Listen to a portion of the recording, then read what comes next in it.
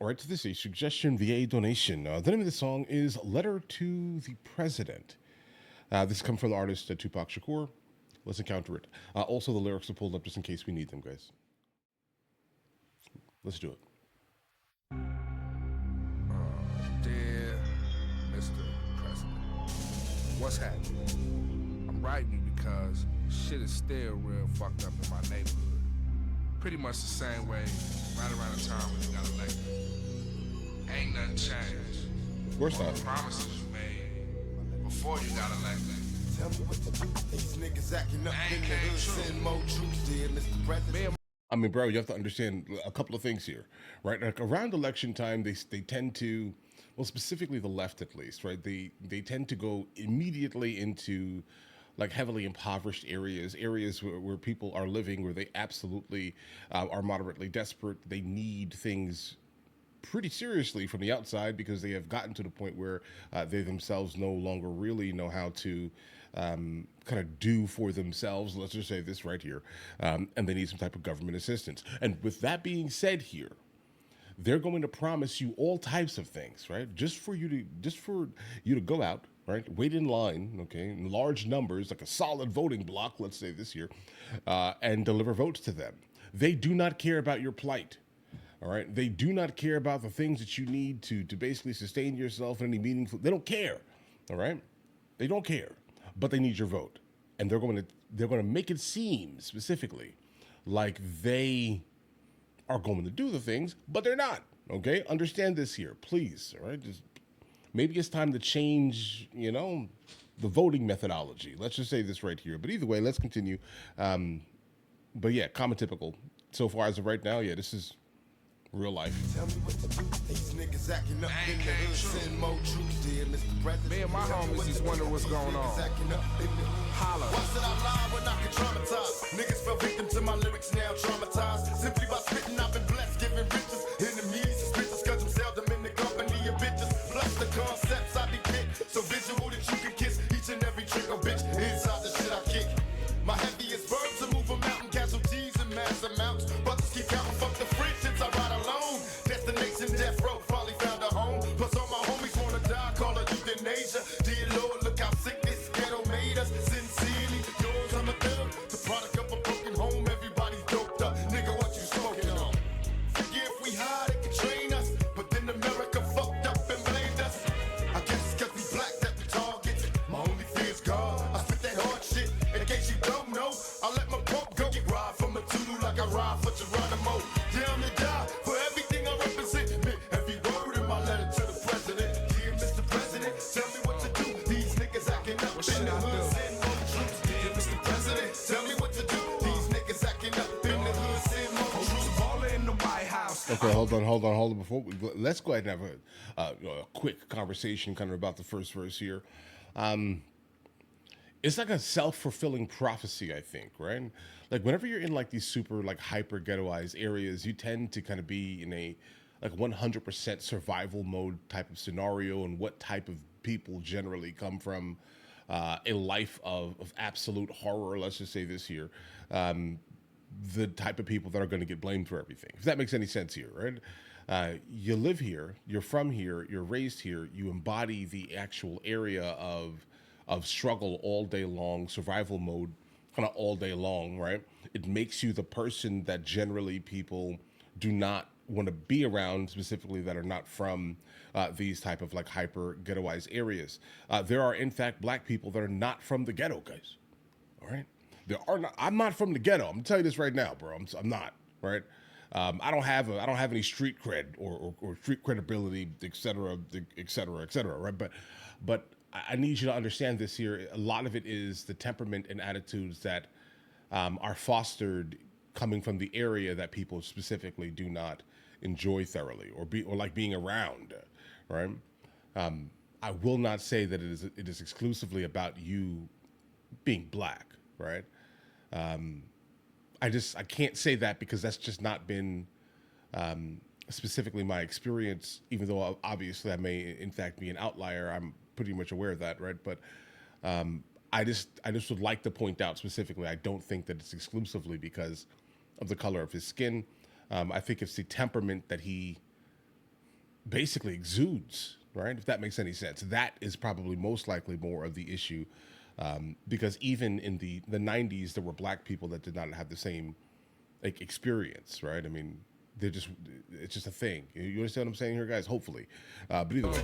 These niggas acting up in the hood, send more troops. Dear Mr. President, tell me what to do. These niggas acting up in the hood, send more troops. Baller in the White House. I hope you're comfortable, cause yo, I spend my nights out. When the lights out, under the safety of darkness. Amongst the crazy and the heartless and young soul bros, ready to roll the star shit, arm shit. Even nigga flash for scratch, regardless, I gotta get you. But you can't understand that. When a band rap, stand back before you get hurt. It's the only thing they can pay today besides make it work. On the mission, listen, must reach my goal position. First with my decision, I realize I say living. Driven to dress the message, trying to get stacks and cheddar. Motherfuckers say the cops wait, it ain't getting better. But you keep telling us that it is. Why your motherfucking troops keep killing our kids? Dig. Don't be surprised if you see us doubling up, but artillery to free us, Mr. President. Damn, Mr. President, tell us what to do. These niggas acting up in the hood, send more troops. Damn, Mr. President, tell me what to do. These niggas acting up in the hood, send more troops. Well, guys, next verse, guys. What's crazy is that the idea of sending troops specifically like to like these hyper ghettoized areas, the ones that are like, obviously, where crime proliferates massively. I think may be the end game here, guys. I'm sorry. Be mad in the comments, guys. All right. I would listen, guys. If I was in power, I would put the National Guard in every single ghetto around the United States of America. Period. Right. I'm telling you, people do not need to consistently lose their lives over literal nonsense and colors and street signs, guys. I'm sorry. Right. Like losing your existence over a street or over like a house on a street that your parents are basically renting is absolutely silly to me. That is absolutely a reference to Jay-Z, if you understand the complexities of that line there. But it's silly to me, bro. Okay, I'm sorry. There needs to be a much better structure, but obviously, how do you build structure in broken homes and broken environments? I think that's obviously a bigger question, right? But until we can kind of figure all this out, yeah, definitely send National Guard in, guys. I'm sorry. It is what it is here. I'm telling you. Right? Like, I mean, we can only see what has happened in some of the larger cities around the United States of America over the past, couple of months, where wherever the federal agents tend to go, crime tends to plummet because no one is going outside and committing atrocities any longer. Okay. That means these are lives that are being saved here, guys. Right? And now also, Idi Amin here on the second verse basically pointed out here, the hate for the police. I understand that completely coming from their perspective, right? If you're in an area where there's a lot of crime, there's a lot of poverty, and your area is basically being over-policed, and you're basically being stopped and searched all the time consistently, I can imagine how your hatred for the police could definitely become very kind of in your face, because all you're seeing are the police, in your words or in your eyes, messing with you. I get that. Right. And I wouldn't want to live in that scenario. And I think that it seems to be, at least, if you're starting to realize that is a thing that's happening, maybe it is time to try your hardest to look at somewhere else. Right. Where that's not happening. I mean, maybe that's kind of maybe it's a gigantic, I don't know, government plot to gentrify the area. Right. Let's send in more police officers. Right. That'll end up pushing people out of the areas because they don't want to be there any longer and be over policed, because it's a high crime area, right? A lot of narcotics are being pushed through this area, or a lot of break-ins, or a lot of people losing their existence consistently, right? Yeah, guys, maybe it's a gigantic government ploy or plot, right? To get you to move out so they can fix the area, gentrify it, and get a better tax base that'll actually pay taxes with less crime because they're actually owners, not renters. I don't know. What do you think? Let me know in the comments. Angry with no hope and heart, bro. Fighting versus my trained brain until it's not so. It's hostile. Niggas lick shots to watch Castro.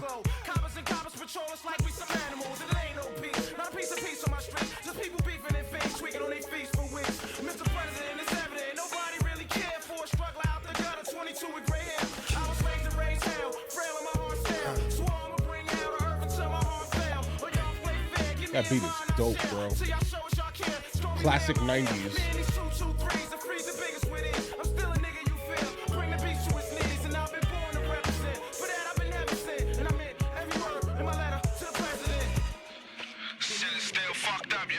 second best verse here, guys, no doubt. I wonder when it's gonna get better. It ain't gonna get better. Mr. President, tell me what you do. These niggas acting up in the hood, saying no troops. Mr. President, tell me what you do. These niggas acting up. Heavenly Father, may I holler at you briefly.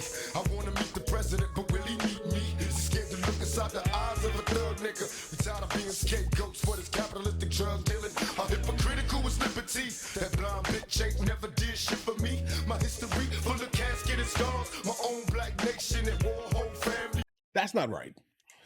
I'm sorry, Tupac. I have to point this out here, right? How hypocritical is liberty? I mean, firstly, for the first part here, beautifully written. All right, like absolutely stunningly delivered. Let's just say this year, I love the overall grit that Tupac generally brings to a verse here. But how hypocritical is liberty? The blind, obviously, liberty is blind. That's what he's kind of pointing out here. Again, well written here, and to say that liberty has never done anything for you while, regardless, being in the 90s, even in a hyper ghettoized area, still being in the United States of America, bro, go anywhere else at that time. Like literally, what do you mean how hypocritical is liberty? That doesn't really. But again, coming from his perspective, I can see how that could be a thing, like hyper ghettoized area, nothing but criminality. You're around it, even though you're rich and still talking about it, right? I get it. Like I understand the point that he's trying to make here, definitely. But I definitely would not say that America, as in the United States of America, is hypocritical in the context of this here. You have the money to not experience these things, but yet you are choosing to still be around the same people you were around when you were in like a hyper ghettoized state, right? But again, you are, no matter what, in a first world country, even in the 90s, guys. I mean, look at what, bro, Togo, Benin, it was in the 90s. Look at what Nigeria was in the 90s. Look what Rwanda was in the 90s. Eritrea in the 90s. Ethiopia, Somalia, Djibouti, bro. Like, should I keep going here, guys? I mean, look at what majority black countries were in the 90s. What are we talking about? Look at Mauritania, bro. All right, and that's look at Mauritania, guys. I mean, we can, guys, I'm telling you, bro. I understand, but what are we comparing it to? Like some random ideal that didn't really exist fully? Because I mean, the problem is that I understand your perspective because you're speaking from the perspective of like a hyper ghettoized state, but there are issues, right? There are big issues. But either way, let's continue. Drug dealing, how hypocritical is liberty? That blind bitch ain't never did shit for me. My history full of casket and scars. My own black nation and war, whole family behind bars. And they wonder why we scarred. 13 looking hard, sister had a baby as an adolescent when was gone. Somewhere in the middle of my mind is a nigga on the tightrope screaming let him die. Can't lie, I'm a thug, drowning in my own blood, looking for the reason that my mama strung out on drugs. Down to die for everything I represent. Man, every word in my letter to the president. Blacks is broke, think it's a joke that we living low. Y'all slipping, blowing posts of what they getting for. Tell the secretary it's necessary, we get paid. Look what you made, little kids getting sprayed. Day after day and night after night. Battles and wars to the daylight. We might change or rearrange if you do something. Till then we gonna keep it coming, Mr. President. Okay. And I meant every word in my letter to the president. That was the weakest verse so far.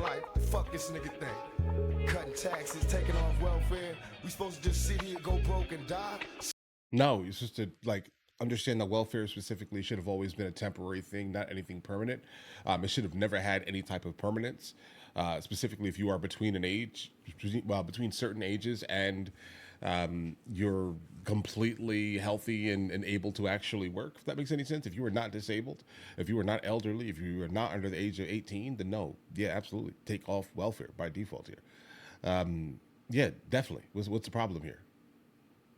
Like, it just weakens the society. Like, I mean, if you give everything to everyone, then how will anyone ever get to the point where they have the ability to innovate, right? Hunger, for the most part, allows for people to figure things out, guys, right? They have to they'll figure things out, make communities better. So the idea of also cutting taxes, yeah, the people that are making the most money are definitely already paying their massively unfair share, let's just say this year, for what they generally are utilizing from the government. So why would the taxes be higher on people that are making? It doesn't make any sense, guys. Right? They're already paying their fair share, by far, and they're not even generally utilizing it. So, yeah, do that, and then also make welfare or any type of welfare system at least time oriented. 90 days. I'll help you out for 90 days, guys. You're a grown adult. Okay, you're a grown adult. Please go do something. Because the permanence of welfare and welfare state type systems are not really benefiting the country, right? Not really at all. At all. Like, look at what America has become over the last 60, 70 years. Cutting taxes, taking off welfare. We supposed to just sit here, go broke and die? No, just go work. Motherfuckers crazy and motherfuckers scout. Nigga, this thug life. West side outlaw immortals, nigga. If the hustle President, tell me what you do. These niggas acting up in the hood. Send more troops. Did Mr. President tell me what to do? These niggas acting up in the hood. Send more troops. Did Mr. President tell me what to do? These niggas acting up in the hood. Send more troops. Did Mr. President tell me what to do? These niggas acting up in the hood. Send more troops. Dear Mr. Clinton, shit. It's getting harder and harder for a motherfucker to make a dollar in these here streets. I mean, shit. I hear you screaming peace, but we can't find peace till my little niggas on these streets get a piece. I know you feel me because you too near me not to hear me. So won't you help a nigga out? You saying you cutting welfare. I got us niggas on the street thinking who in the hell care? Shit. Y'all want us to put down our Glocks and our rocks, but y'all ain't ready to give us no motherfucking dollars. What happened to our 40 acres and a mule, fool? Boom, stupid. Think you got us looking the loop, trying to turn all us young niggas into troops. You want us to fight your war? What the fuck I'm fighting for? Shit, I ain't got no love here. We had a check all year, taxing all the blacks and police beating me in the streets. Fuck peace. Niggas acting up in the hood, send more troops. Okay. All right, so now obviously that he's kind of referencing Clinton. We kind of know the exact time period he's talking about here. Okay, all right. I mean, okay. There's a lot to unpack here, bro. I mean like a crazy amount to unpack. Guys, I know my perspective is moderately skewed, pretty much based off of my upbringing. I get that completely, bros. I'm telling you this here. Skewed like to the overall common typical, I would say, Black American experience, right? But I definitely will permanently back the idea of cutting all state, like state and government entitlements, bro. I'm sorry, I will. I think it needs to be temporary. That's kind of where I'm at here. His main reference point is, why would I fight for the United States of America if they're not giving me free money? That's kind of the vibe here, right? Give me free money for life. For what though? Why? Like, why would I give, like, here's my perspective here. Why specifically would I promote the idea of giving for like government money and entitlements to people that are not producing for the United States of America? All right. Like, I mean, generally the ones who are in some of these scenarios, not everyone, obviously. I mean, there are certain circumstances where there are people who just need help temporarily. They're working a job, but yet, I think they're called the working poor, right? They're working a job, but yet they still need some, like, a little bit of assistance because they're that close to the poverty line, if that makes any sense here. They still need some assistance, right? I would still suggest highly it's still a temporary thing, right? Because again, if you get comfortable with the government basically funding what your job is not funding, even if you are working, then it's time to most likely go back to school, do something to basically push your family forward here, guys, right? I still think it's personal responsibility here, guys. And that's kind of where I'm at here on this one here. There's a lot of, I understand, right? I understand the perspective. It seems desperate almost, right? It feels like I hear this as incredibly desperate. Help me, help me, help me. I get it. There are people who need help, right? But dudes, you have to be able to do for yourself. Because I mean, I can't imagine permanently giving specifically the people who have been living on government assistance their whole life more money. Why would I do that? guys, there needs to be some type of ROI here, bro. I mean, help for the sole purpose of helping has led us to an absolute like border crisis. Help for the sole purpose of helping. All right? How is it beneficial to the United States of America? It's not, guys. It's not. Who's innovating? Everyone's getting everything for free. Guys, like strife, trouble, struggle, all of these things foster communal growth. All right? I think that's my overall perspective here, guys. But all right, listen. So as a song itself, though, the beat is amazing. Okay, like this absolutely feels like super reminiscent of the '90s, like in a way that I absolutely deeply miss here, guys. Okay, I deeply miss this sound. I'm not sure we'll ever kind of get this sound back, and that is like the most unfortunate thing I can possibly kind of point out here, bro. I want this sound back immediately. Bring it back to me, bro. But all right. Listen, if you guys want me to hear anything else from him, let me know. I'll jump into that immediately. I do love songs that we can actually have like, deeply transformative conversations kind of about. And I think this song definitely is one of those ones that we definitely, in fact, can hear, guys. So send me more of these type of things. I love, conversations, right? But either way, you guys all have an absolutely amazing day. Enjoy your day thoroughly. Guys, do you want to watch movies with me? I never actually thought to like promote it over here, guys. But if you guys do want to watch it, guys, we have hundreds of movies, and I mean hundreds of movies that we've reacted to. You guys can come watch them with me if you want to, along with many TV shows. Currently, we're working on the show Dexter, along with Vikings, and we have a lot of series that are already completed. But if you guys do want to watch it with me, the link is in the description. Everything's available at the second tier. But of course, if that's not your thing, guys, don't worry. Right? Listen, like and subscribe.